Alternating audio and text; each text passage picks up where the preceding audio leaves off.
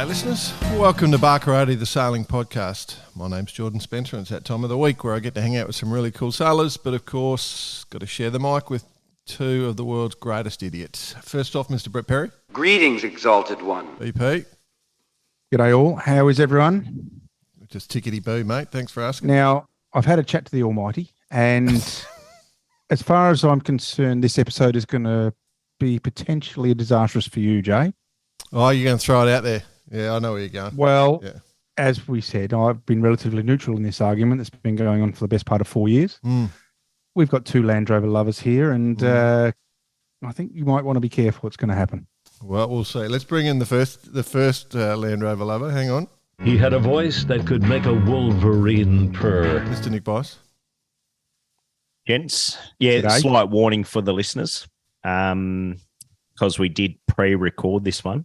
There is a bit of Land Rover chat, but I do know there's quite a few out there who just love a bit of Land Rover action. So sure. No, absolutely. Cool. Well, at least the banter, for that matter. But what I got to tell you, boys, before we launch, before we kick in, I've just witnessed possibly one of the best sporting events I've ever come across in the Live Golf Tour, held at Grange Golf Club. Adelaide? Oh, mate, unreal. If you want to turn what you would class a bit of a snobby, old, rich white man sport, getting the cues here, into something that is just unbelievable, involves families, wives, girlfriends, everyone from any age. Right. Mate, it's absolutely this. Wow. It is. That's good. Oh, That's cool. Phenomenal. So, regardless of all the bloody human rights and all that sort of stuff, we'll put that aside. But let's face it, we all like a bit of stuff that comes from all different parts of the world. But sensational. And are there lessons to be learned in our business? Probably Sail GP are doing it as close as you could imagine. Sure. Short course racing, a lot of interaction with the athletes and all those sorts of things. So yeah, maybe we're not far off the mark from a sailing perspective. Yeah. I have heard that seeing a professional golf swing in action is actually as close as you can get to absolute perfection. Is that the truth? Well, I didn't see one golf club being swung. A fun bar. No, of course I did. No, it is sensational. And for the golfers out there, and Jordan, we've played in the odd the odd kind of corporate challenge. Yeah. But and we're a couple of hacks getting around. And I'm a bit of a hack on a weekly basis. Yeah. But to the drives are impressive. But what is super impressive is the way they approach the greens. Like the short game, unbelievable. Yeah. Unbelievable. Yeah, I've been working really hard on that in the last couple of months, actually. I can imagine. Or I'd be afraid if I was standing there, about to go my second shot, just towing it and copping someone straight behind the eyeballs, behind the back of the green. Yeah. I don't think looking at my golf, my little buggy thing that carries the bag, it's all rusted. I don't think I've touched that thing in about 6 years. Yeah, well, it matches the colour of your hair. That's good. Have you got one, have you? I've got a set of clubs. I've used them probably 3 times in 15 years. Actually, one of my close mates, 50th coming up, and he sent me an invite, said, 50th, we're going to Melbourne, we're playing golf, and we're going to watch a couple of AFL games. And I said, well, mate, your days are ruined. I tell you what, Jordan, I'll swap you. I'll go on your mate's 50th. Hey, Vicey, I'll have the best time ever. Vicey, we'll both go and we'll say Jordan didn't want to come. I'll let you know how it went. 100% he doesn't want to go. That's the last thing I could think. Do we get to choose what games we're going to? I think, you guys go. You're welcome to it. It's all yours. And you're paying? Yeah, no. No, to get you out of this. That's what I'm saying. Oh, that sounds sensational. Well, I want to bring in our guest because all expenses paid trip to Melbourne, Vicey. We're on golf and football. You two idiots. Two idiots. Right. Speaking of idiots, this whole episode is a stitch It's up. about idiots. Yeah. This is a stitch up because our guest, sure, he's America's Cup sailor. Sure, he's one of the top pros in the world. Sure, he's a former world champion in the Etchells class. You know, sure, he's probably one of the most in-demand blokes going around. But Shall I also just rattle off every single class he sailed in prior to it? And also who he's beaten in his younger days. Sydney 38, MC 38, FAR 40, TP 52, Etchell, J70, GC 32, M32, AC 50, Maxi 72s, J class, to name a few. Laser. Laser. Of course. Oh, there's my alarm. Got to go have a banana. Well, Anyway. he only beat a good guy. We mentioned that. Anyway. I know. So anyway, but he is cursed, like a lot of the top pro sailors in the world, with this love for Land Rover Defenders. And I just wonder if he's... And extreme good looks. When you look at him on some of his photos, he just loves it. And I just wonder if he's lucky enough to have a mate with a Mazda to save him. So I guess that's how we'll find it. So we'll have to talk out. And welcome to Bar Karate, Mr. Ben Lamb. Lammy, mate, welcome to Bar Karate. Hi, guys. Hi, thanks for having me. Long time listener, first time interviewer, Ing. Yeah. We have had a couple of snippets. I think we did one in Hamilton Island one year. We caught you on the run, so that was. But here we are, full Lammy special. Yeah, no, I love the show, and it's good to be a part of it. So thanks for getting me on, boys. Yeah. So, Lammy, you've just done the Etchells Worlds, top of the podium. Not quite. No. we got pretty beat up, to be honest. It was character building event. We ended up 15th, pretty strong fleet. Yeah, but in that fleet, I was looking at it. Strong. Yeah, very super effort, especially for the first sort of time the team together. Yeah. So all a new team, new boat, and a bit of a rush build up, but we started getting some good events leading into it, and we just the Worlds didn't pan out the way we wanted it to. But a few lessons there. Hopefully, I've got to sit back and sort of think about. I've only just basically left, so it's always good to be part of it. And, I'll tell you how to with this stuff. I'll tell you how to win, mate. I hear comments from Supercoach. Yeah, you need to become a midget. All the Etchells are small people now. It's bizarre. Four up. Yeah. 4 up. Yeah, I did notice that. They're all 4 up. Yep. We'll come back to that, but you're going to have to lose some weight. Yeah, no, the 4 up's a thing. It just gives you, a full floating tactician, really, if you want it. And you've got an extra set of eyes. It's just, all those 4 up teams, they do a great job. So anyway, that's never going to be me. I'm too big.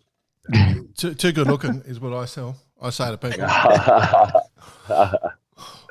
Mate, but that being said, you're not stuck in Etchells. You're like rust, mate. You get into everything. You're just sailing non-stop, aren't you? Except for a Land Rover, because they've got aluminium body, Jordan Spencer. Yeah. Well, I guess so. We're going to talk Land Rovers. So this is probably a good time to you're probably going to be very upset with me right now, Bitey, because I literally just sold my car. That's it. Show's over. We're calling it. Yeah, I know. I thought it was pretty funny when I saw the email. I'm like, I'll let him know as soon as we're talking about the intro. So a good surprise. So for the listener, the title of this was Bar Karate Talk Land Rovers. Yeah. No, I know. Look, I love that car, but I just got offered a ridiculous price. Couldn't say no to. Yeah. Wow. So I'm certainly not out of the Land Rover, but it was just one of those ones where I was just like, you know what, I'll sell it and then I'll try and find something else. So, Vicey, I need your advice on what the next little toy will be, I think. Yeah, good. I like talking toys. Yeah. You might have something for me. Can I ask? Welcome to Bar Karate, the sailing podcast. Can I ask, how does a defender handover work? Do you when you buy one and sell one? Do you just say it's stuck on this part of the road over there, and that's you just trade titles and that's it? Mate, you don't even need to talk. It's like when you drive past the secret hand wave, the secret nod of the head. It's just all happens subconsciously. You have to keep it secret, though, don't you? It's pretty good the respect you get when you see another guy in a similar car and they're all pretty happy with each other. But the beauty of yours, Lammy, is you can hear it coming from a mile away. Oh yeah, it's a low flying crop duster. Anyway, hey, listen, back to sailing. So, Lammy, we'll talk about Etchells in a second. We've done a lot of sailing together, a lot of time on the water against each other as well. And, you've had a massive career and it's huge. It's going really well right now. But let's go back to where it all started. Let's have a little chat. War Games Far 40. War Games Far 40. No, Calibre Sydney That's 38. Calibre Sydney 38. Of course. Yeah. No, but before that, it was all... fantastic. Yeah. Before that, it was Australian Institute of Sport with Etchells, and that sort of was the beginning, right? Yeah. It was all the laser stuff, like a lot of guys in Australia my size. But yeah, it's a pretty good foundation sailing a laser because it's just so tough, mentally and physically, and it puts you probably in good stead for continuing to get beat up in Etchells. You just got to get used to it as a kid. We should mention for those who don't know Lammy's history. When he says lasers, won the Australian Laser Champs at 18, knocking into second one young Tom Slingsby. I guess you were training partners because you're Lake boys, I'm guessing, but so not half talented. Yeah. No, I miss the laser. It was good times. It was just pure. It's just so simple. You're just dealing with yourself. There's so many less variables that I miss those days, but it's a good it's such a good springboard into all the other classes. Now you still look back at the laser and it still comes back to the same thing. It's just like constant angle and just feeling the load in the boat. So I miss it. Do you think you just said feeling the constant load and the angle of the boat? The hardest part about moving into crewed boats is relaying that, especially as a professional sailor, where you are working generally with an owner. I know we went through it together when we sailed on the 38s and other various boats. Yeah. It's a very difficult thing to try and explain to owners who probably haven't had that feel or that sort of technical side of it explained to them. Yeah, exactly. So I think it's trying to avoid the whole up one, down one. Yep. And trying to just, when the boat feels really good, it's just positive reinforcement. It's like that helm load that you can feel right now, exactly how the boat feels, that's how we need to keep sailing it. So, and all these guys are, they're the smartest people on the boat if they're the guys steering, because, they're talented people. And so I just think by simplifying it, by just going, feel that load, that's what we want to do. Just keep replicating that. And then, I think that's the way that it kind of seems to work for me. And I think that's a simple way of doing it. So, yeah. So you've done a lot of owner-driver stuff. Well, majority of your professional career is owner-driver stuff once you jumped out the laser, right? Yeah, pretty much. I did a few years on the World Match Racing Tour, so that was nice sailing with that's pretty cool when you just got a group of guys that are just flat out sailing, and you're literally just worrying about your role. And I guess it had a bit of that too when I started with SoftBank. Certainly not worrying about the helmsman there. I'm just fully focusing on myself. But yeah, I'd say 95% of all the sailing I've done, it's owner driver, and that's kind of where professional sailing essentially is at now, apart from a few little small places here and there, like the Sail GP and the cup sort of stuff. But yeah, so it's just owner drivers where it's at, really. Mate, you would have come across some beauties in your time. Give us best and worst. Oh, no. Don't cut his contract, mate. No. I can't comment on that. But I sail with some fantastic people and some pretty cool characters. All the guys I sail for now are very interesting and fun to be around. But they're just like mates. It's great. Yeah, 2016 was a big year for you. How did John take John Bertrand? That is, you won the worlds in cows. Yeah. How was he with you telling him just feel that rudder helm? That Up one, down out there, up one, down one. You're too high, John. Come on, John. No. I never said anything like that. No. I was just doing my best to win the worlds. Worry about myself. I was just along for the ride, mate. Yeah. But yeah, it's a pleasure getting to start with John. Yeah. What an effort, it's great being around John. Yeah, winning the worlds in that fleet is awesome, eh? Yeah. Well, I'm going to keep trying. I'll keep trying, do it again. So, yeah, you get the taste for it. Do you actually, like, you live in this pro life, right? And you've been sailing non-stop since a young lad. Do you ever get tired of it, or you really are genuinely enjoying it? Yeah, well, it's interesting. There's certainly been times when I've been burnt out because I certainly sail a lot, and the hardest part is the jet lag, just constantly being jet lagged and struggling with sleep. So that's probably the hard part. But that's why we just started finding the the balance. podcast. You know what I mean? So, yeah. So you can fall No, asleep. it's finding. Yeah, it's finding that. I've literally just done a month straight of sailing in Miami across the M32s and the Etchells, and I cannot wait to get home now. Yeah. So I'm ready to put the feet up for a little bit for sure. Yeah. Because, do your dogs recognise you when you get home, mate? Oh, look, you know what I mean? Yeah, I'm a little bit worried that the dog's going to not let me in the front door. Not let you. What I mean? Who's this freeloader coming in? All he does is just sleep all the time. No, I think River's okay. I think River's okay with that. Yeah, no, he's going fine. I do miss him. All righty, cool. So, you were there with the M32s as well. How are you finding that? Because that's obviously a different let's discipline. talk about those things. I want to hear about. We haven't done anything on them. I want to get into them.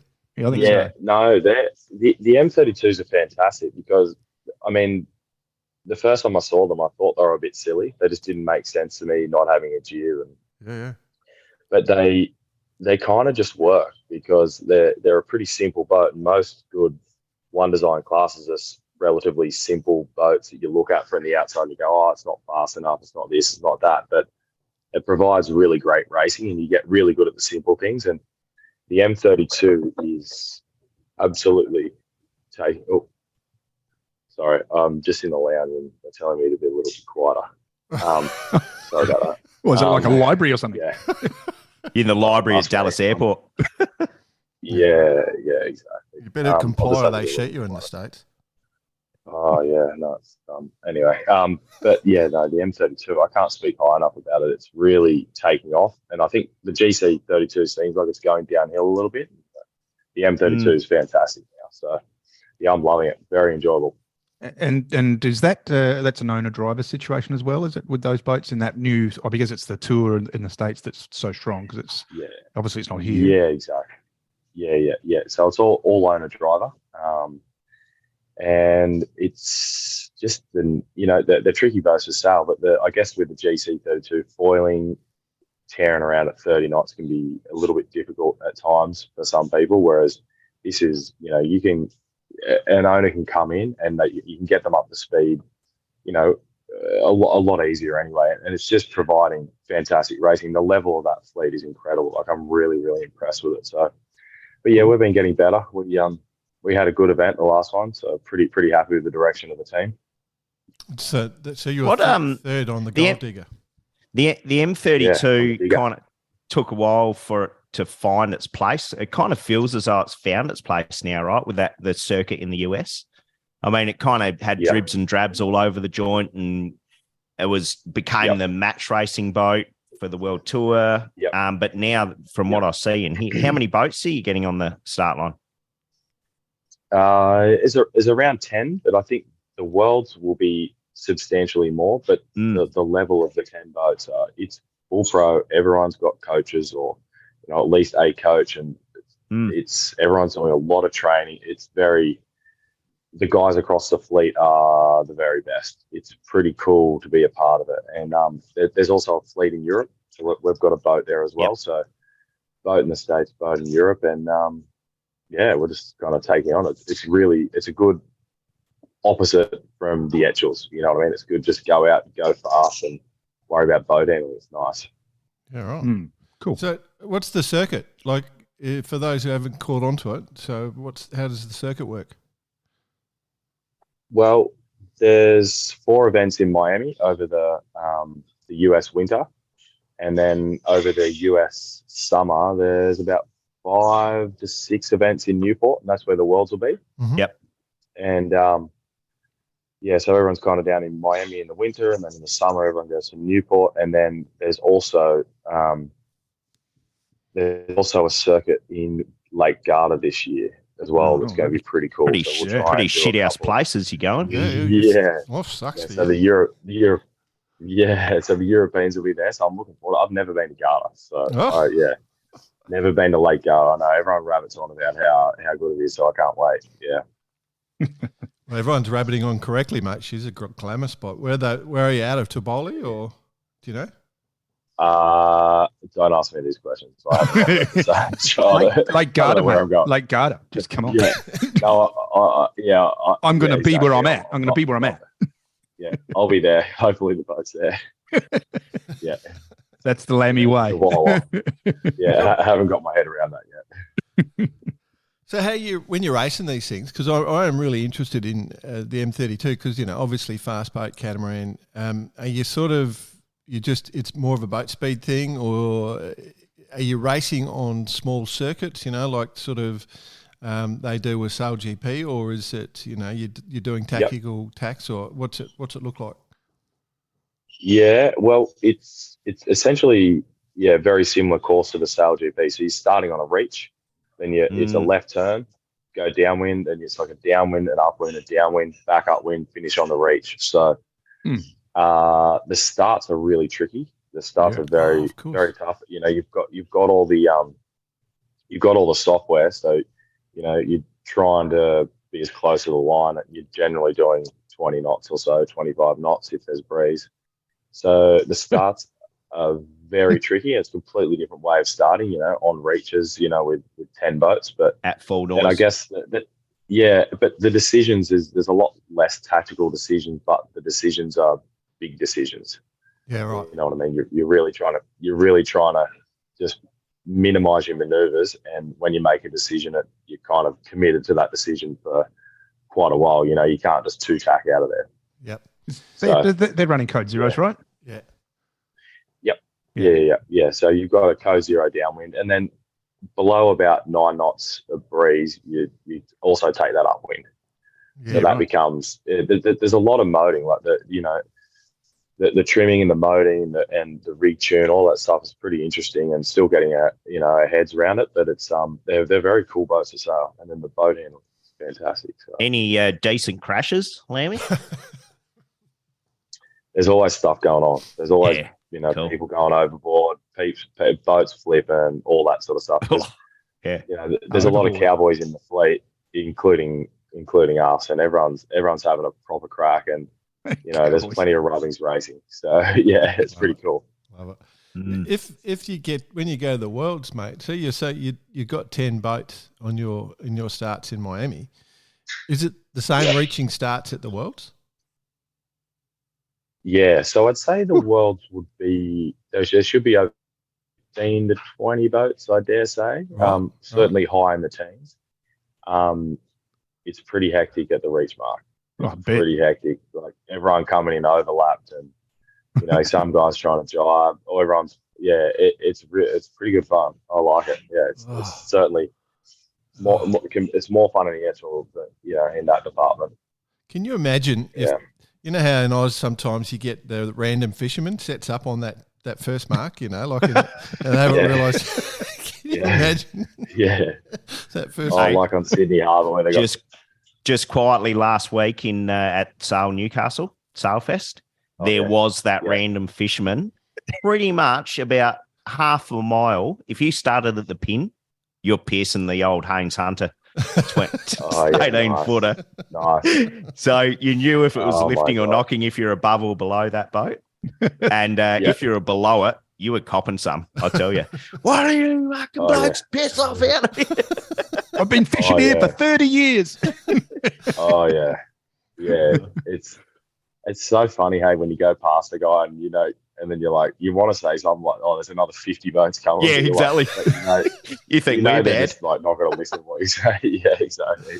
That's a classic, isn't it? Hey, All right. So, go on. Sorry, Jake. I was just going to say the obvious question we haven't asked you, mate. How did you get into sailing? Family. So, my dad built a yacht in the backyard. So, when I was at primary school, so we would then just go away every weekend, school holidays, sailing, Lake Macquarie, up and down the New South Wales coast. So, always on a boat. It's not. So always doing that sort of stuff. Congratulations to your dad, mate. Because how many of those boats built in the backyard are still being Stay in the backyard? 30 years Still later? in the backyard. Yeah. Well, I've got no idea how he knew how to do it, but he ended up building a beautiful boat, essentially by himself. And it was just, he got retrenched from the mines, the coal mines. Right. So he had to do something. So he just built a boat in the backyard to fill his time in. Pretty cool. Nice. And, it was a hell of a boat. It was cool. Adam's 10.8. Yeah. Oh, glamour. There you go. Yeah. Just slide her down the road. She's about 2 foot wide.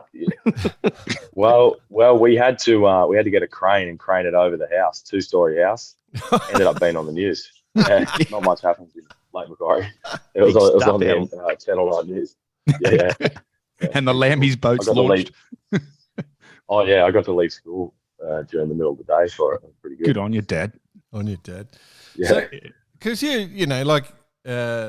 grew up on the lake, I think, for memory. And so your mates, you've got a ton of mates that that even Will Ryan, you'd be mates with Will, you're good mates with Tommy. Yeah. Like that whole lake scene, like that must have been insane just growing up as a kid.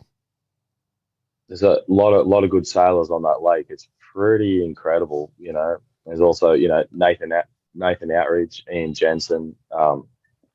There's a lot of guys. I don't want to keep rattling them off because I'm gonna forget half of them. But it's pretty incredible the talent pool that sort of come from that area. It's funny to think about. There's a few spots around the world, but Lake Macquarie is certainly one of those. There's Perth as well. There's a whole bunch of guys coming out of that area as well. It's kind of like a bit of a melting pot for talent. But yeah, we thought it was the water or something in the food or accessibility. I reckon it is. Just that ability to go home, go get on your boat and go for a yacht. Go home, get your life jacket. You're in the piss in about 10 minutes. Bit like us with the bikes, I suppose.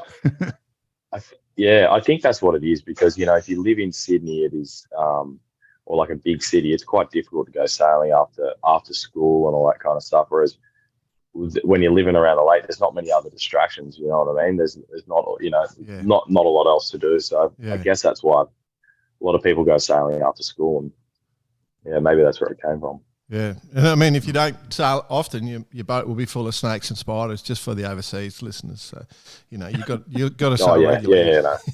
And that's why you sail so quick on the lake, dodging the sharks. Yeah, is that right? Yeah, there's plenty of bull sharks and rays, all that bullies. Sort of stuff. Sure. Yeah. You don't want to hike too hard up there, do you? Or you want to hike heaps hard to go faster, one of the two. So talk to us, Lammy. You're on your way home after the Etchells Worlds. You're going to get home. Your dog won't let you in. You'll finally talk dog back into it. The Land Rover's gone. Yeah. The Land Rover's gone. Yeah. What do you got to live for it now? What's next? Maxi World. Maxi World. Look, I'm going to get in bed and stay in bed for a week. Yeah, I'm gonna get the dog and I'm gonna go up to my place in Byron and just get the surfboards out. I'll go visit Dad. He's just moved to Yamba, so he's got a place there. Oh, nice. Go hang out there. I'm gonna do a little bit of renovations at my mum's house at Byron, a bit of work on my place, and just try and concentrate on some surfing for a while and just chill out a little bit. But yeah, there's plenty of stuff coming up in the pipeline. But at the moment, just want to have a break. I've not stopped since I've spent since December in America sailing non-stop. So wow. I'm ready to have a few weeks off, to be honest. Yeah. Where are you going to go surfing, mate? Like are you that surf in the past with 9 million other people, or are you off? I generally I generally go down, the back beaches, the national park, and just get away. And it's not, it's not far to drive, and you can end up surfing by yourself a lot of the days during the week. You're kind of at times looking for people to go surfing with. So if you got, got your dad's got a place in Yamba, Anguri's on the cards now for you, mate. Yeah, I got to say that's my favourite point break on the whole coast. I love that. That's such a great way. I know what you blokes feel like when I talk about Land Rovers. What? Yeah. Back to sailing. How's the Land Rover chat going? Yeah, good. Hey, Lammy, you've sailed a lot of boats. Like I've just got a little list here that have just been mentioned during our talk: Sydney 38, MC 38, Far 40, TP 52, and Ichiban, of course. Etchells, J70s. Did you sail GC 32? No, I've sailed the. So you got the M32 there, AC 45s, 50. Yeah, Maxi 72s. Yeah. And you would have sailed in some sensational places around the world. This is kind of a loaded question. Anywhere in particular top the list? Mate, Belmont Bay, mate. Belmont, Blue Water Classic. Come on. Yeah. Come on, we've done that together, Lammy. Oh, yeah, exactly. Look, I mean, like the Caribbean's pretty cool. Palmer's fantastic. Yeah, Palmer's good. When you sail, I mean, it sounds biased and boring, but like Hamilton Island, that's just such a special waterway. Like when you sail there and then you go to all these other places around the world, like, when you go to the Maxi Wells and stuff like that, it's fantastic there as well, in Port of Cherbourg. But I don't think it's as beautiful and as cool a spot as Hamilton Island, really. We're pretty lucky here in Australia. We're very. We say that about the harbour as well. Every day we get out on the harbour is a privilege, except for how busy it is now with the powerboats. It is. Sydney Harbour is the best harbour in the world that I've sailed on. It's fantastic. We're very lucky. I guess you just forgot to mention Port Lincoln, but you were just going to say that next anyway. Look, I didn't want to. Exactly. I don't want to steal the show with Port Lincoln, but that was the obvious one. Well, I'd say it is a good spot. Well, good talking to you, mate. It's twice now you've done it. Yeah, sorry. No, but there's great Land Rover tracks around Port Lincoln as well, boys. So will you, that being said then, will you be up at Hamo in August? At this stage, no, but that might change. I think I may have an event in America that might clash with it, but I need to check. Somebody actually asked me that about half an hour ago, and I still haven't looked at my calendar to confirm that. Yeah. Well, the customs agent in Dallas Airport. No. There's a couple other sailors here in the lounge. Yeah, cool. Yeah. I guess it's a good sort of segue. We've discussed the Etchells, we discussed the M32s. We've talked a little bit about the boat you've sailed on. You have done a lot of sailing on Ichiban, for example, and with that program. Very successful program, but that must have been a joy to sail with those guys. Yeah, that was a fantastic program that Matt and Gordon were running, and it was it was pretty special to be asked to be a part of it, and then to get to be a bit of a leader as well it was really good fun. And all those guys, they just worked so hard, and Matt just gave us all the tools that we needed. You know what I mean? There was no excuse not to be getting results when if we wanted something and there was a good reason. Matt always gave us the tools to succeed. Yeah, it was just such a pleasure to sail with that program. I loved it. Awesome. It's interesting on the Hobart because, obviously Matt's out now, so you transferred across to the Warrior One, and you guys were looking golden for a while, and then what happened there? Oh, I keep having nightmares. I just getting over it. We're going pretty good like that.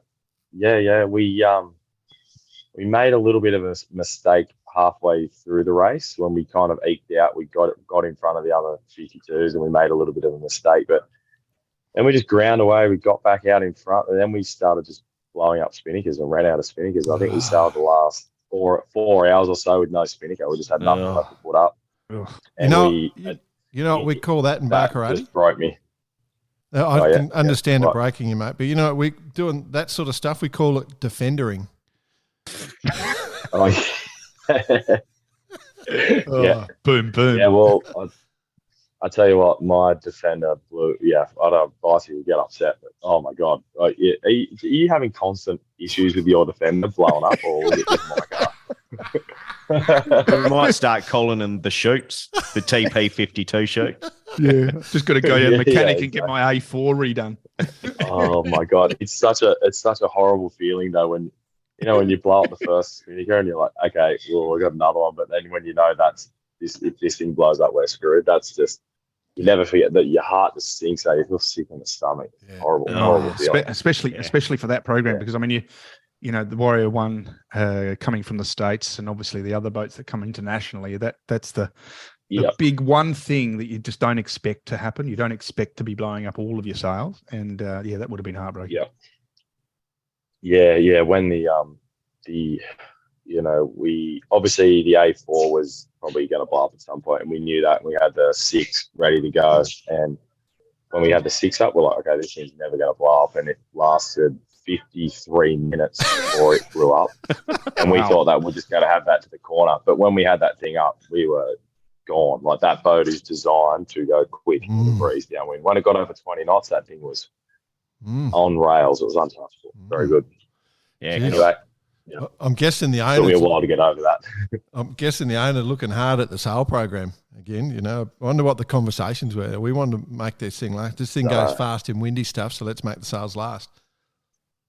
Yeah. I don't know. I'd say there was probably some chat about that. But if you were moding a boat though for a full-on Narmoth downwind race, you'd probably put some different sails on it, right? When you've got an IRC race coming up and you have your sail cards and all your sails built, it probably wasn't expected exactly what happened, right? So, but take it on. Yeah, it's a different. I mean, I guess on Ichiban we're always building pretty. Our A4s and stuff were pretty heavy duty A4s. I think they were well above spec from my understanding. So you could push the boat pretty damn hard. Because I guess it gets pretty windy down there in a northerly off Tassie is a pretty solid breeze and some solid sea state. When the tide starts to swirl. So anyway, that's a good lesson, and hopefully it never happens again. But I'm sure it will. Do you think they'll make their way back this way? No. Thanks. Okay. What about your Land Rover? How's that going? The Land Rover. Well, I haven't heard from the guy that bought it, which I was like, when I think that's a good thing, Lammy. Exactly. No, that's what I was a little bit worried about, because when I sold it, I made sure it was a bit of, get here after. I was like, what time's the sunset? Make sure he gets there after dark. Come have a look at it now. There was a bit of rain that night. It was good. I haven't heard from him, so he must be stoked with it. He'll be all right. It was actually a pretty cool one. I've put a lot of money and time and effort and blood, sweat and tears into that car, so hopefully he's happy. Yeah. Hey, look, I guess just really quickly, let's just touch back on to the Etchells, if you don't mind. Is that okay, boys? Just quickly, because we've had, of course. You came 15th, huge effort in that fleet. We will talk about the overall results a bit later on, but our good friend Will Ryan getting up for a win. How cool is that? Yeah. Oh, it's awesome. Yeah. I love those guys. Like, their whole team, they're just really, really nice people. John, Becky, Victor and Will. I stay at Victor's house all the time, and they're just, all 4 of those people are just, the nicest people out there, and they just, they sail so well, and they had really good speed. And what I was really impressed was the way they could just sail back through the fleet. Like, they were deep numerous times, and they just chipped away and would just slice through the fleet. It was very impressive. So they deserved it. Yeah, it was pretty cool. I don't think Benji's. Sorry, go Bossy. Yeah, sorry. What was noticeable from the top performers, the top 5 or top 3, was anything? Any outliers, or they're just consistent sailors? Well, they would probably just their ability to turn a 25 into when they're deep on the first beat into 8 or a 9. essentially. You know, they'd be patient, live in thin lane, have the ability to live in a thin lane, for example, and just grind away, be patient.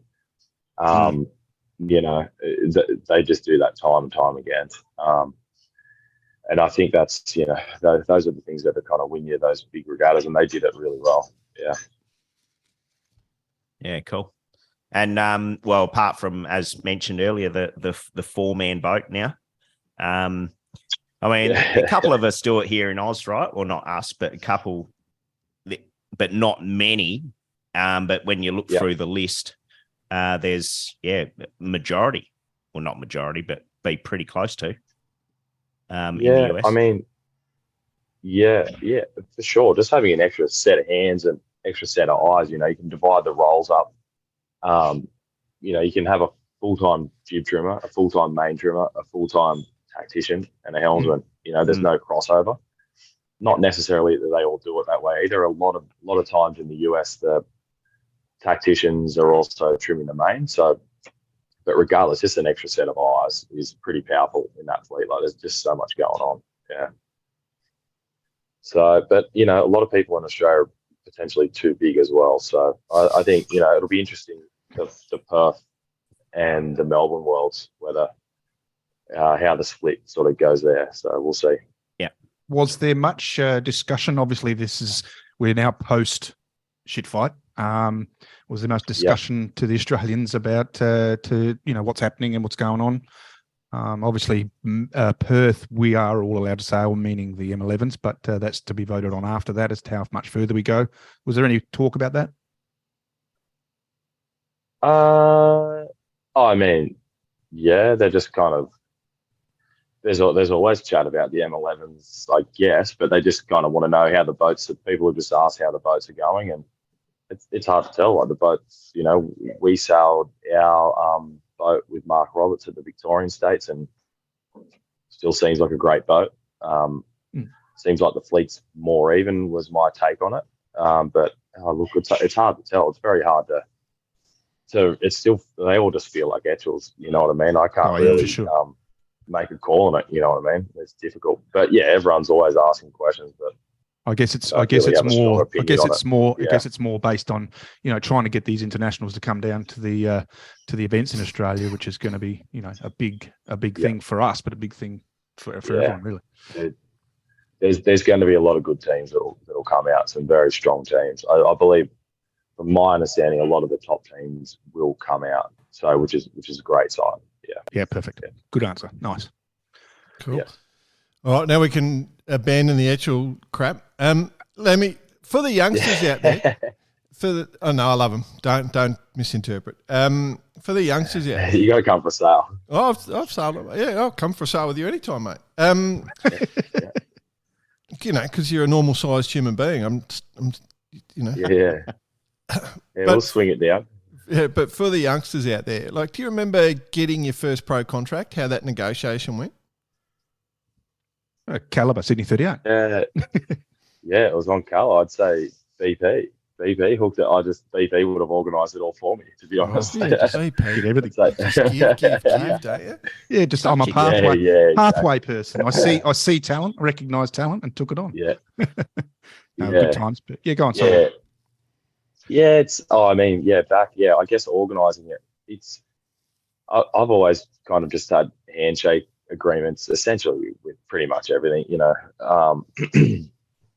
But yeah, I guess it is a difficult thing when you're younger. But I'd say most people are initially probably dealing with a boat captain or someone who's kind of running the team, and you're probably just liaising with that person. Sometimes the owner, but yeah, I guess when you're younger though, it's just, you know, you got to find a good balance, because when you're younger, you're just trying to learn and just get the opportunity more so than trying to make money at that point of your career. I think is important. Yeah. It's interesting, isn't it? Like, it's a difficult life, like you said. You know, you're always jet lagged, you're always tired, and you got to make lots of relationships, and it's connections, isn't it? I would suggest that the ability to connect to the owners. That's the thing, and reputation. Yeah. There's a lot of moving parts, and you need to get results as well. But there's, the main thing is you just got to be having a good time on and off the water. But yeah, it's funny. Like the more events you're at, the more kind of work you're going to get because you're in people's face, and you know what I mean. You'll see people after sailing, and if you're only sailing in Australia, it's very difficult to be getting work in America. But if you're over at an event and people just like, oh my God, you're here, blah, blah, blah, do you want to do this? Yeah. It's, so that's probably why I try and make an effort to be over there a bit more, just so, because if you're out of sight, you're out of mind. Yeah. No, it's interesting. You know, if you hadn't been a pro sailor, mate, what would you have done as a job? I did work as an electrician. There you go. And I was a terrible electrician. Oh my God, I worked in mines. I was no good at it. Oh my God. I was just walking around kicking stones the whole time. Yeah. You're a Nico, mate. Well, you got bloody yeah. You lost your tool bag as well, didn't you? Yeah. I was no good at that. It kind of just forced me into sailing because I was a terrible electrician. Yeah.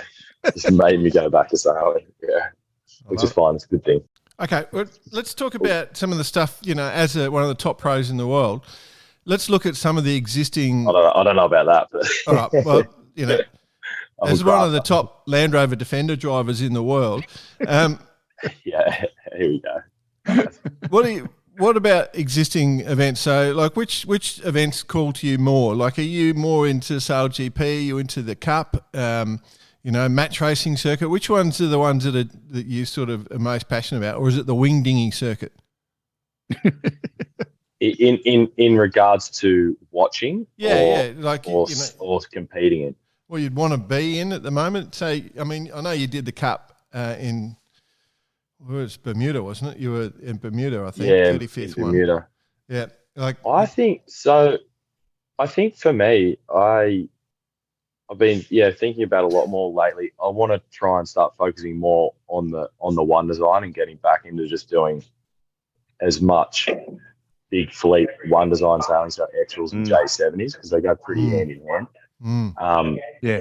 I've been doing a lot of sailing 10 different classes type scenario, and I think I just want to go back to just trying to really knuckle down on the big fleet stuff, because it's the hardest and it does my head in, and I just want to keep chipping away. And it's an easy thing to give up on and just go and sail 10 boat fleets where it's a little bit easier and you can sail like a bigger boat and get away with making a few more mistakes. But I really want to try and knuckle down on some Etchells and J70s and just concentrate on that, for maybe the next 5 years or so. Yeah. What I've got in my head. Yeah. Yeah. It keeps. Do you have a desire for some long offshore stuff, Lammy? Look, sort of. Like, if it was, I like the idea of going offshore on like a catamaran or a trimaran. Like, I always look at that and go, oh my God, I'd love to go around the world and do that. Yeah. But I guess I'm obviously not hungry enough because I'm not chasing it. I'm just kind of pretty happy doing what I'm doing. But you know what I mean? If someone asked me to go around the world on something, on a cat or a tri, I would jump at it because it looks like a pretty cool way to go around the world. Yeah. Be careful what you say. You are on bar karate. Yeah. You'll end up teaching sailing on the lake. So. Yeah, career path.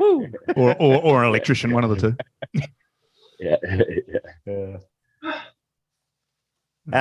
From all the youth stuff you did, Lammy, I know we spoke about lasers earlier, but what was the actual when you first got competitive and you first had that hunger to actually go out and win as opposed to going for a cruise on Dad's boat?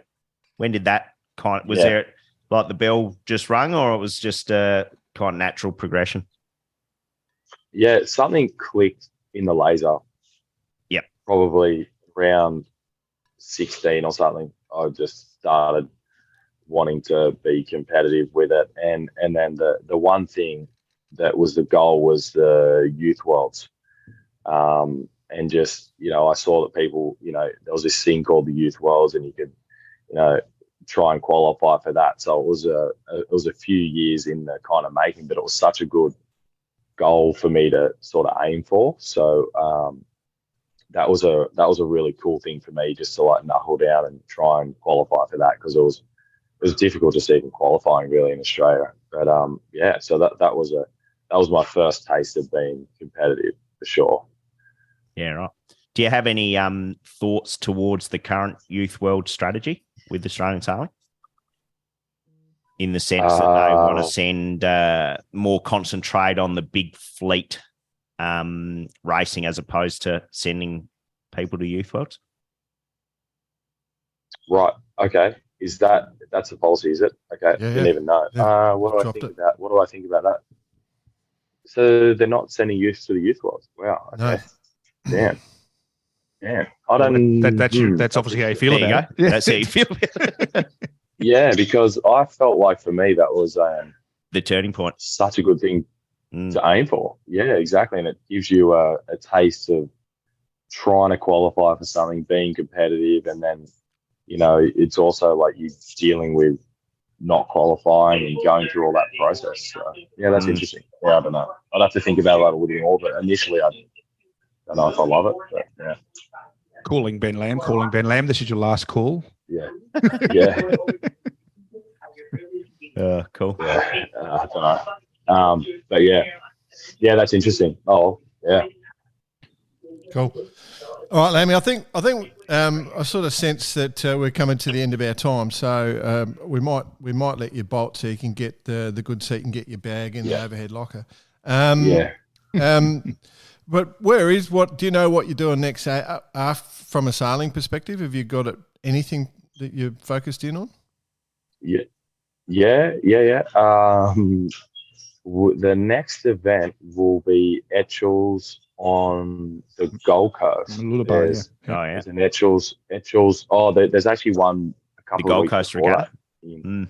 The Gold Coast Regatta, which I believe a lot of people are going to do as a bit of a warm up for the Mooloolaba event. So yeah, that's the next one. I'm actually excited for it. That'll be cool. So it must be going to sail offshore. It'll be near my place in Byron. So I'm actually looking forward to a bit of winter sailing up on the Gold Coast. Would be pretty nice, I reckon.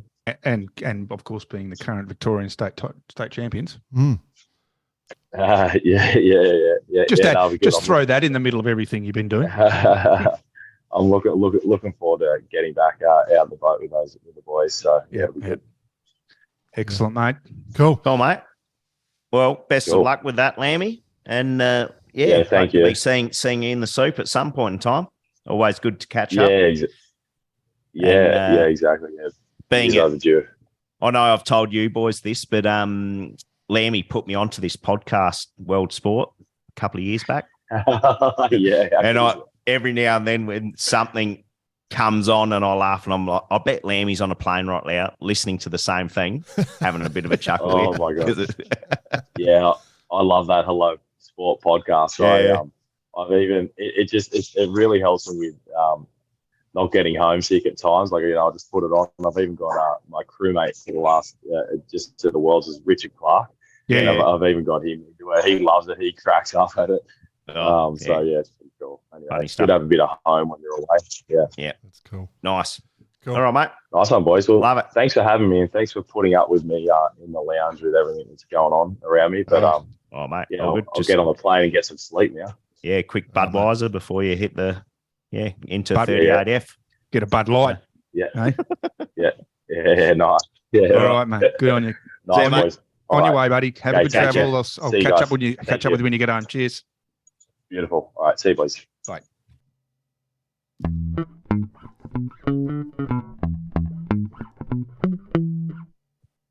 Yeah, look, it is true. Young Lammy, when he was 18 years old, came on as a tactician for us on the Sydney 38, and it was actually really cool because he was still in laser mindset in that when he wanted to attack, he wanted to attack, except he forgot he had 7 people to make tack. Move across the boat, yeah. So one of the funniest parts about having Lammy come on board was his talent was unbelievable. One of the funniest parts was, Lammy, you got to remind 7 people they've got to get off the rail, they've got to set up, and they've got to tack. So it was a cool progression, if you like. And it was, for me, I I've sailed a lot with him over the years, and he is an absolute brutal natural talent, and he's a brilliant sailor.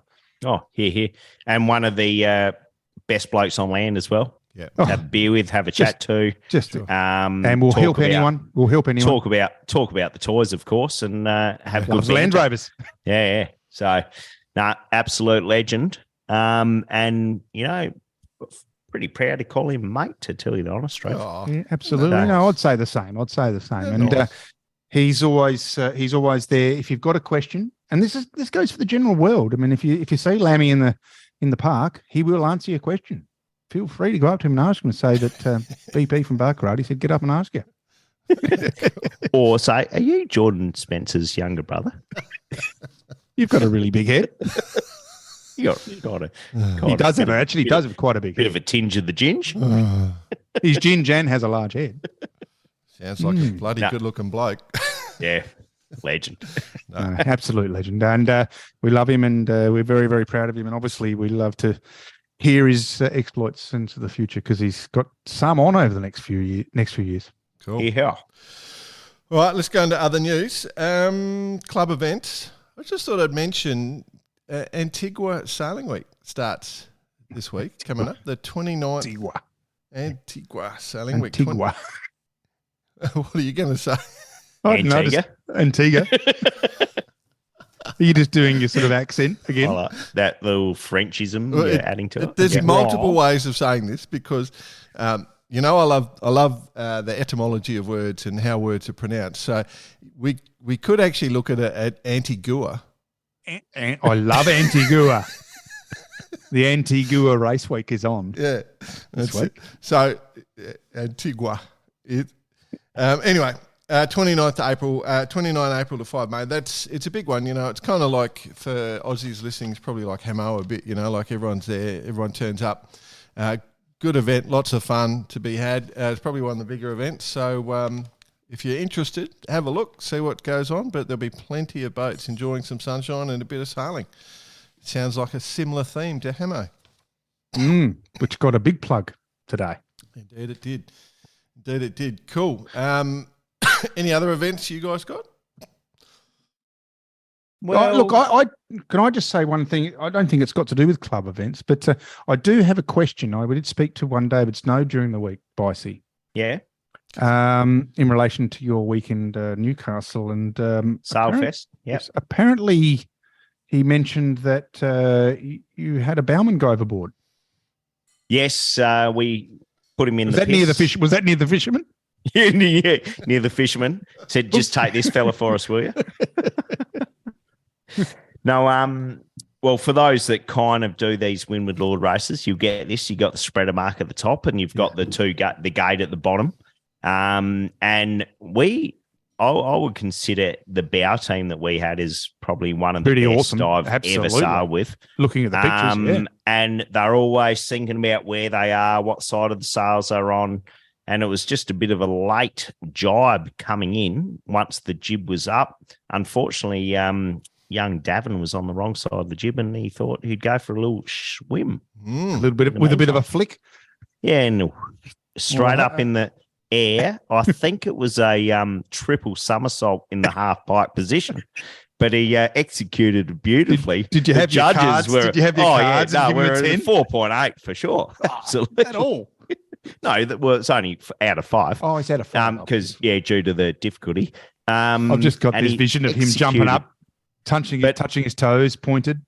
But what I didn't see any of it, to tell you the honest truth. But what was super impressive, by the time we called man overboard, by the time we tacked around to do a little loop around, he was already in one of the race committee ribs. I did hear that. Yep. They considered it as a bit of a, from a safety issue, get him out the water ASAP.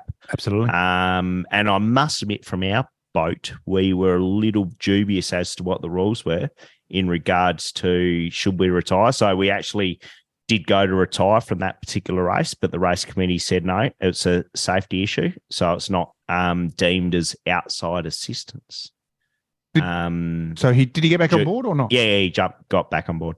Okay. So, but it wasn't deemed as outside assistance because it was a safety issue, Yeah, which makes sense. I mean, we were in a leading position at the time, but, got a fifth in that race. So it's not as though it helped us either. It's just one of those. It's just one of those stories. That's fortunately, cool. Fortunately, it was 12 knots, and it wasn't 22 knots. Yeah. When it is a full arm off. So, but happens easily, man. It just does go to show, doesn't it? I mean, it was just a conversation I had with one David Snow the other day, and it's it's one of those things. These boats now are so powerful and so precise. You just got to be on your ball, don't you? Well, not only on the ball from a sailing point of view, but if a dive comes into it, you might as well tuck yourself in and do go for the toes. Triple somersault. Yeah. Yep. Go for the toes. So, well done, Dav. Well done, Dav. 4.8. All right. Jack Lloyd, listener of the week, boys. Have you guys got any nominations? Because I want to bring up Jeffrey Cooper. No, I love this. Oh, this is fantastic. Have you seen this, boys? Coops. He's in. Yeah, Jeffo. Okay. Do you want to read it, or should I go through the details? I think you should. You do it, mate. You're the. Right. So this continues this episode of the Stitch Up because I've had to put up with the Land Rover Defender talk, and now complete Stitch Up. Jeffrey Cooper writes in a 3.6 metre rainbow sailing boat for sale. He sent us a listing. It's for sale. Of a little rainbow for sale listed 2 weeks ago in Canberra, ACT. He's asking $0 2 weeks ago. So it's been stored in the garage for years. Might make a good resto project. And gents, I've got some good news. You bought it. You bought it. Well, I would love to spend all the hard-earned dimes that we do earn in this podcast. Yeah. As it turns out, $0 fits within the budget. Yeah. Well, the good part about it is it doesn't come with a sale, so you have to buy a sale, so it goes negative. A bit like us. I actually I wrote a reply to young Coops. I don't know if you boys have caught on to that, but I replied to his message. I wrote, "Burn it, sign not bitey." I reckon we should get a bar karate. Sacrificial burning. We should get a bar karate rainbow. I think it'd be great. We also got a note from Jordan Commons. And the Jordmeister. He sent in a list of team Como, yeah. Jordo. Sorry for the coughing. Sent in a list of FAR 40 crew positions they had based on the Etchell one we mentioned last week. And there's some good ones in there. A couple of people nominated themselves as their role as in the way. There's someone that's chief. There's the Cat 3 cooler jockey again. Stunt owner, so probably a bowman. Leeward runner and pro bowler. So, yeah, that team. Pro bowler. I love the pro bowler. They're in. That's a good one. Yeah. Yep. They're in the whole time. So they loved getting the mention, and they just came in with their FAR 40 role. So great work, Jordan. Great work, Jordan. Oh, thanks. No, not me. No, Como. No, you're next. You're next. You're Spenno. Yeah, so our third nominee is Jordan Spencer. This. One Jordan Spencer. Somebody want to read it out? From the body of the same name? No, I'll take this on. The skullet. Yes. The skullet is for those who are frontal, how do you say, depreciated? Who have hair at the front of their head, which not quite isn't there, and then the rest of the head is at the back. Just do an example for the YouTube viewers. Anyway, too much time with the windscreen down. Yeah, they don't have a forehead. They don't have a forehead. They have a 5 head. Yeah, 5 head. So Jordan Spencer wrote in and said, the skullet, too much hair and not enough at the same time. Now, the picture is basically a bald nut at the front with a massive mullet at the back. It's a beauty. Yeah, we love the skullet. In our continent look for the mullets, that we came up with a skullet. So, yeah. So, well done, Jordan. Actually, I'm going to give Jordan Spencer the merch prize. pack. Merch pack this week. It looks like you've already got it. I love it. Yeah, I've already got my shirt. I love it. Cool. You idiots. Cool. Well done. It's hot time with Bice. Rightio, gents. I've been known to hand the baton over a couple of times on this. And what I want to do before I start talking about the cheats within the United States Opti team. Actually, let's talk about this for starters. No, I came across this. I think the title I came across are the US cheats. That was the tagline. And I believe what happened at the recent Opti regatta in South America. Yeah, the South American one. Yep, that someone got caught polishing their boat. Yeah, well, clearly you're not allowed to polish your boat once she's in the boatyard. What else they do? Once she's in the boatyard. Let's get that clear. Yeah. So, I must admit, I read it and I'm like, what the hell am I reading? And the rubber stoppers this for the is centerboard. Absolutely ridiculous. So, got caught polishing the boat once it had kind of got through scrutinizing. Yep. That's correct. That's correct. Fair? That is correct. Yep. Which you're not allowed to do anything after that. I mean, the old holder used to get the spray of Mr. Sheen now and then, but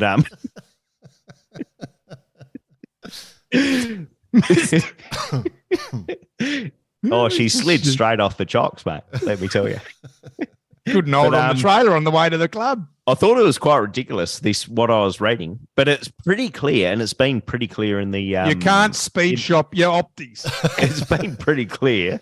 Seppos, in the rules for quite some time that you're not allowed to do this. And there was a whole bunch of stuff that went on. Yeah, it wasn't just one boat. They had a whole production line of it. Yeah, exactly. Yeah. So it was obviously well thought out. It wasn't just the old man got pissed and forgot to polish the daughter's boat before she went sailing. It was a full production line. Yeah, US sailing team. She's careful. Yeah, so I'm not sure what it ended up with 3 disqualifications. Using the World Sailing Discretionary Penalty Guide, a penalty of disqualification was decided for the most serious breach, which was that of Sailing Instruction 5.4, and the second sentence of Notice of Race 9.12. The penalty applied to race 1. So I think 1 DSQ. Disqualified from race 1. Yeah. Anyway. Yeah, they start them young. Oh, mate, how about these poor kids, right? Yeah. Seriously. Just going to an event and have fun with them, mates. I went and saw some Opti stuff in Vila Moura in Portugal and went and visited the Aussie team and just tried creating a bit of banter with the parents and the kids and all that sort of stuff. And Jesus. It was serious. Mate, it was serious, all right. The parents are more serious than the kids, right? Holy shit. Yeah, crazy. Not to mention... the chase boats that are around. Yeah. So, just got pretty serious stuff. But how about these poor kids who got disqualified? They probably had no idea what on earth was going on at all. So don't be dismayed, young fellas. Yes, we want let's take our little bit of a bit here and say, kids, go sailing and enjoy it. Get back out there, take it on. Thanks, Dad. Your talent will prevail. Absolutely. Now, BP, stuff your dad. I'm handing over to you at this point in time, my friend. Big news in Australia, of course, this week. With Australia is going to be in the America's Cup. Well, we did get an email during the American week. Cup. American. Yep. We got an email during the week, and it was impressive. It was like, Bar Karate's been invited to this thing, so I'll go down there, and we did respond, and off I go. I trundled down to Mrs. McCrory's chair, which is a beautiful vantage point, which is overlooking the Sydney Opera House and the Harbour Bridge, with the great man himself, John Bertrand, and Nina Curtis was there, and another Bar Karate himself, John Winning Jr., releasing the official news that the women's and the youth team have accepted into the AC40s for the America's Cup Women's and Youth event in Barcelona. Awesome. Now, it was phenomenal. It was phenomenal. The vibe. There wasn't a lot of people there, but the people that were there were the right influential. People. Yeah, it was me. One, Brett Perry. Bar Karate. This well-established media outlet within the sailing industry. And the coach was there. Yeah, the coach, Yeah. And some other guy, but that's about it. But no. Seriously speaking, no, it was packed with notorieties and sponsors. It was really exciting, and look, it's super exciting for Australia. So tell us about it. So we've got the women competing. Women we've got are the in. youth competing. So women and youth. Well, yeah, the women and the youth are in. There was I don't know the 100% behind it, but there was 12 teams allocated. Yeah, I can tell you if you the want. Australians speak Portuguese. I don't know. There's a couple of other teams. I can tell you if you want.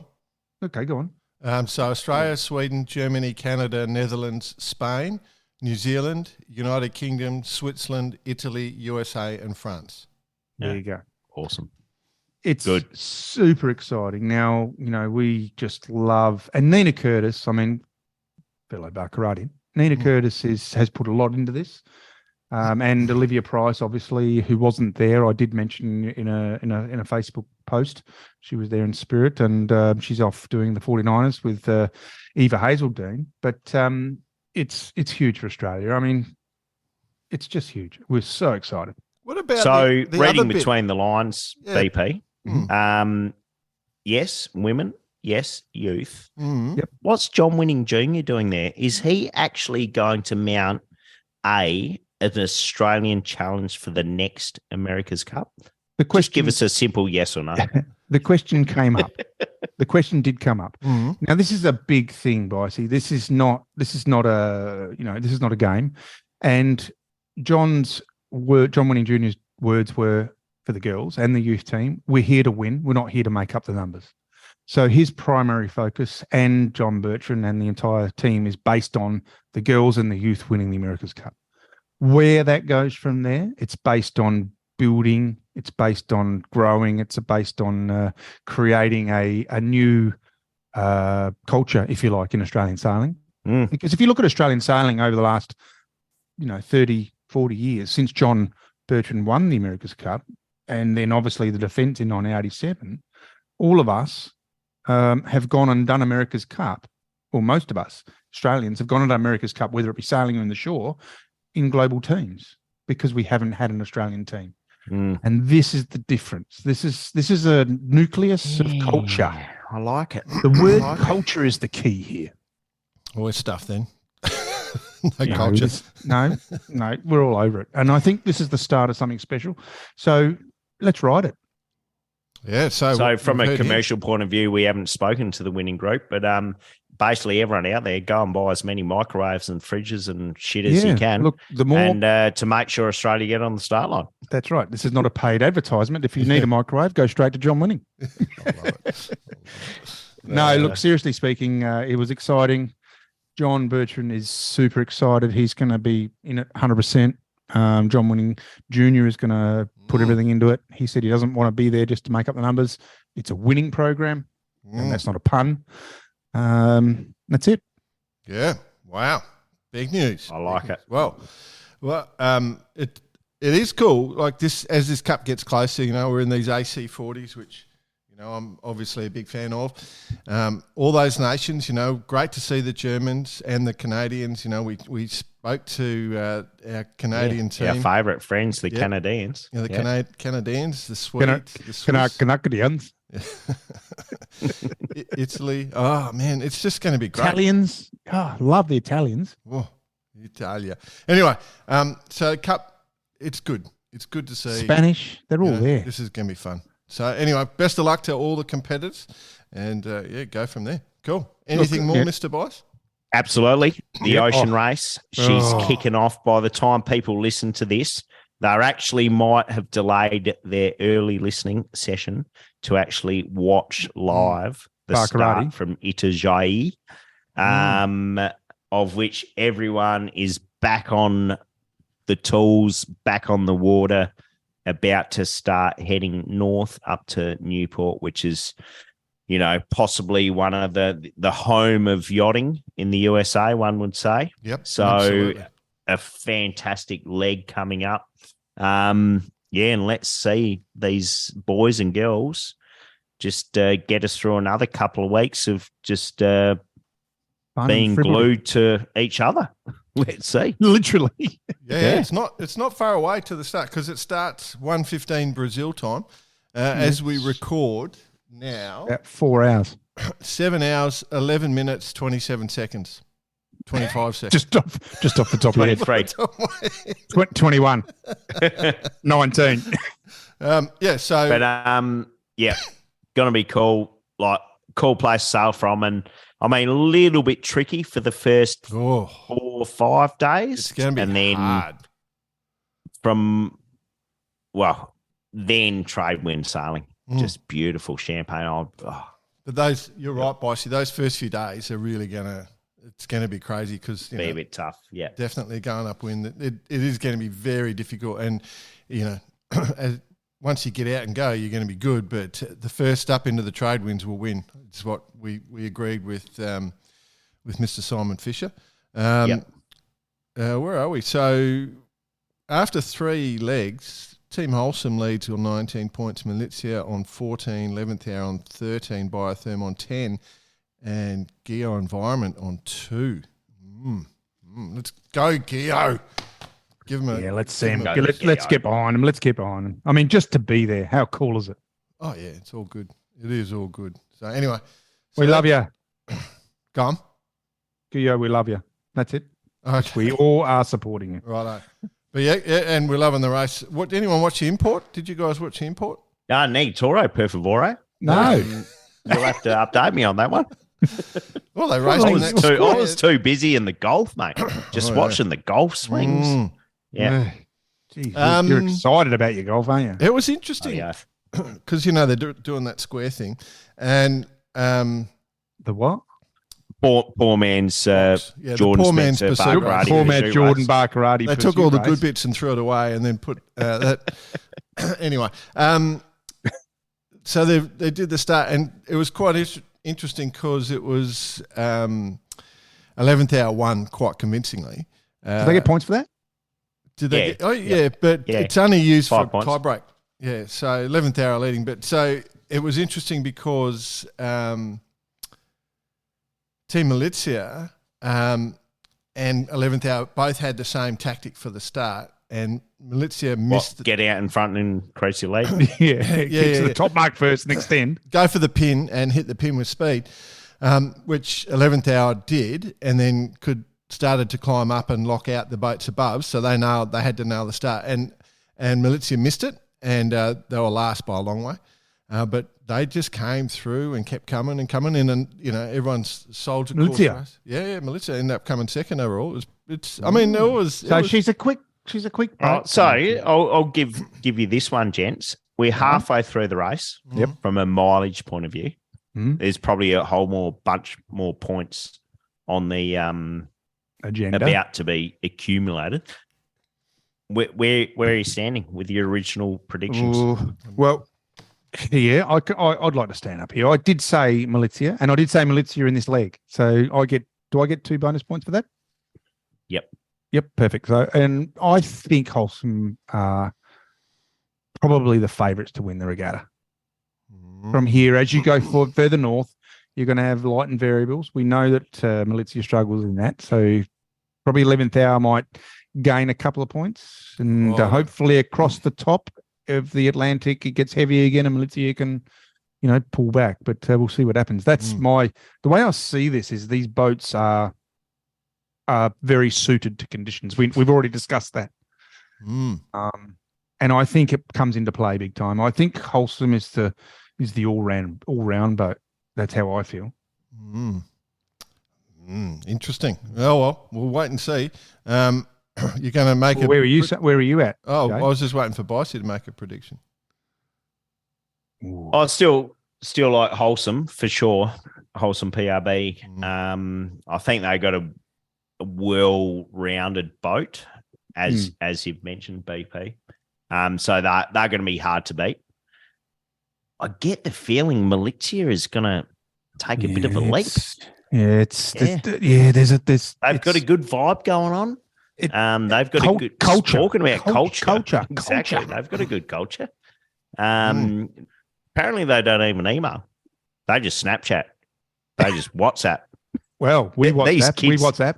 Kids these days, I'll tell you. Kids. Crazy. We do have to apologise, don't we, Jay, to Rosalind, because we had a little technical issue. We did WhatsApp with her as she was going around Nemo. Have chatted with her about this.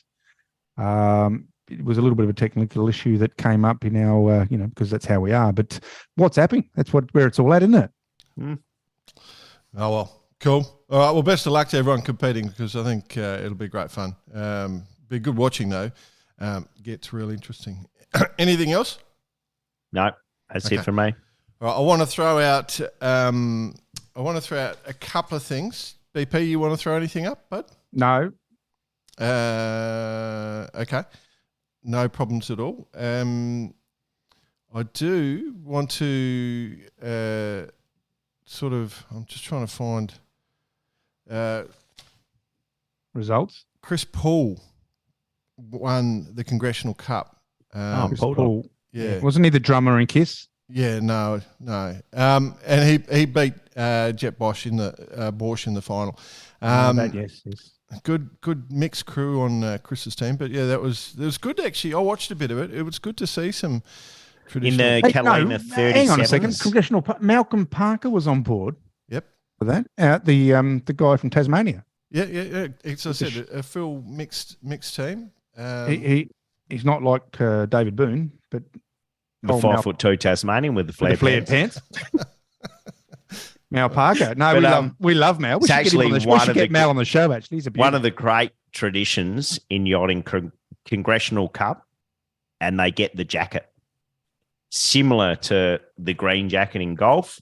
You love your golf. I forget the colour, but it's quite a good tradition that goes on. And the Congressional Cup, whether it happens these days or not, but such a good regatta to go to, and every team gets billeted out almost to different families that look after you.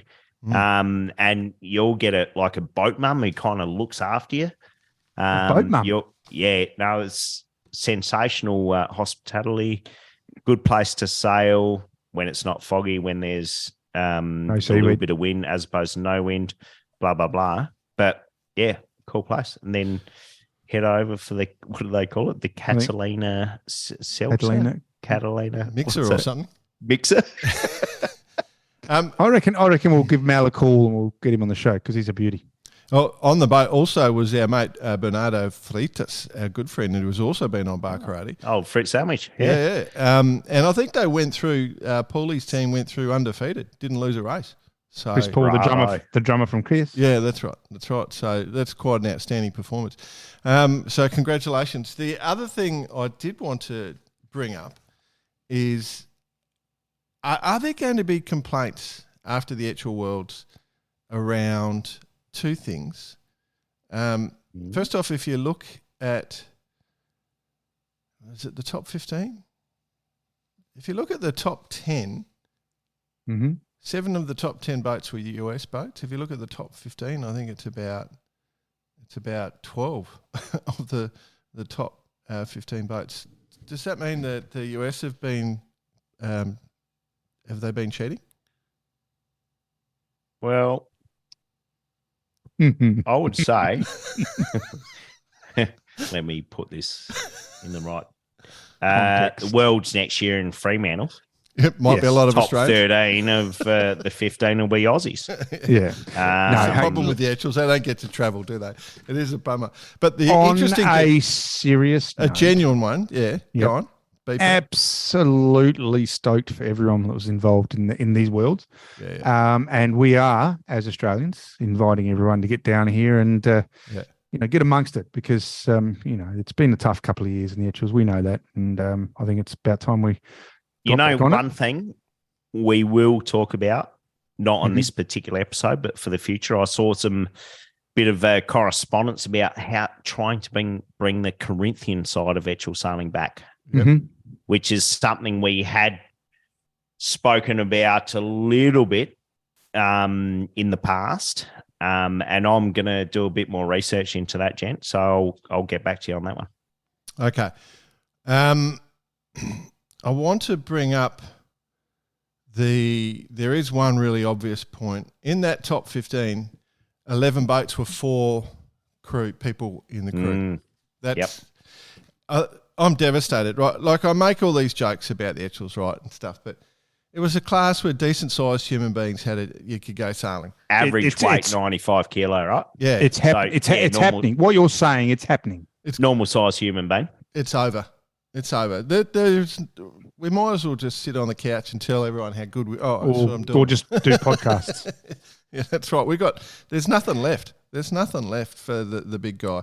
So, the Etchells have been lost. You know something else almost along these lines that I'd like to talk about?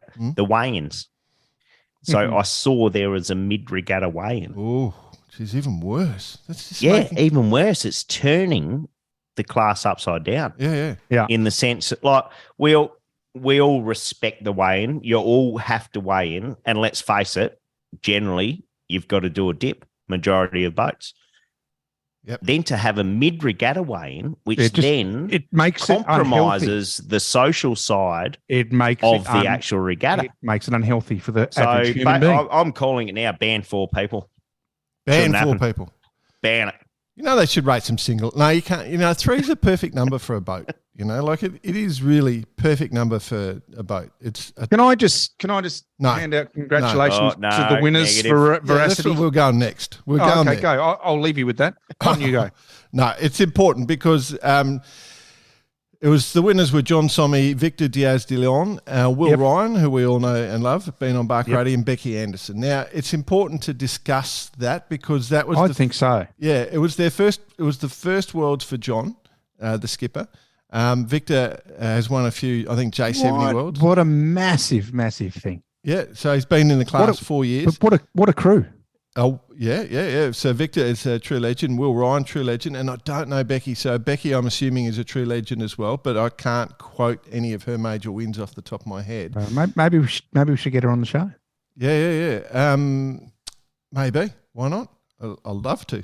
But anyway, it was a great performance. And in that last, they had the coaches regatta where they had very consistent results. And as you guys, if you've looked at the results, there was a lot of up and down right through the fleet. But these guys had nice, consistent results. And then going into the last day, they had the power. Stephen Benjamin was leading.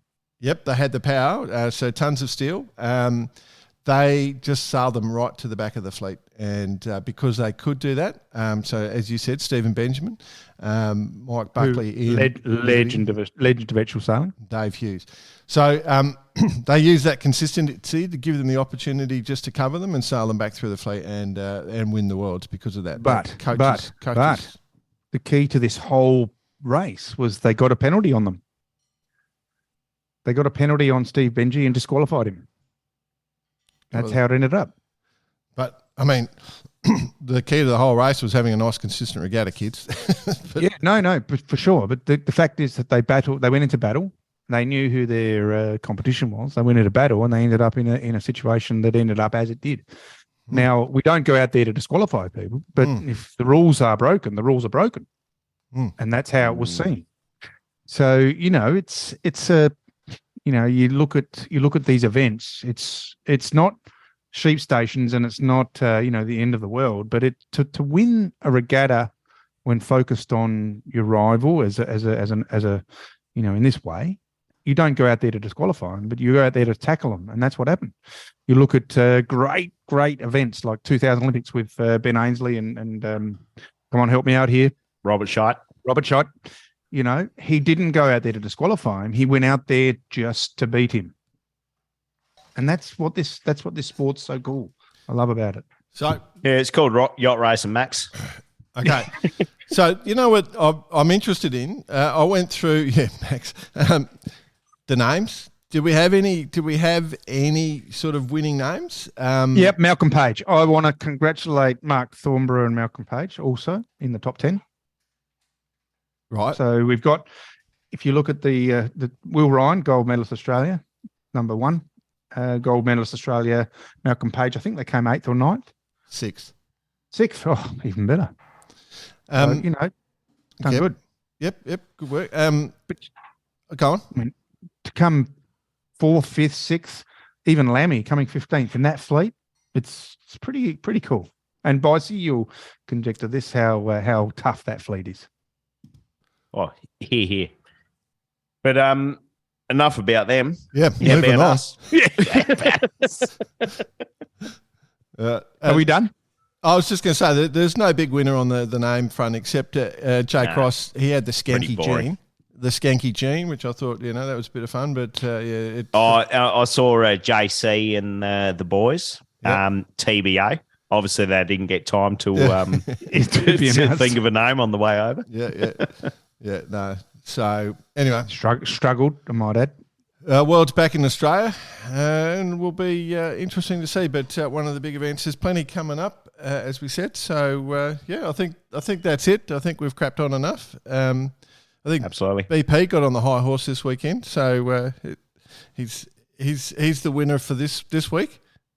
Yes. Now, to all our Kiwi and Aussie mates, Anzac Day coming up. Oh, yep, absolutely. Good point. Just little tip of the hat for everyone who just goes for a yacht. Next time you go for a yacht, just tip of the hat, and thanks to our diggers that helped us out. Yep. So, bravo. All right, boys. Good work. All right, I'll just get my guitar. Right. Hang on. No, just get your bugle and play the last part. Oh. Bit of infinity on the bugle. Go on. Good work, man. Cheers, lads. Have a good week. Listeners, love your work. Yeah, you're awesome.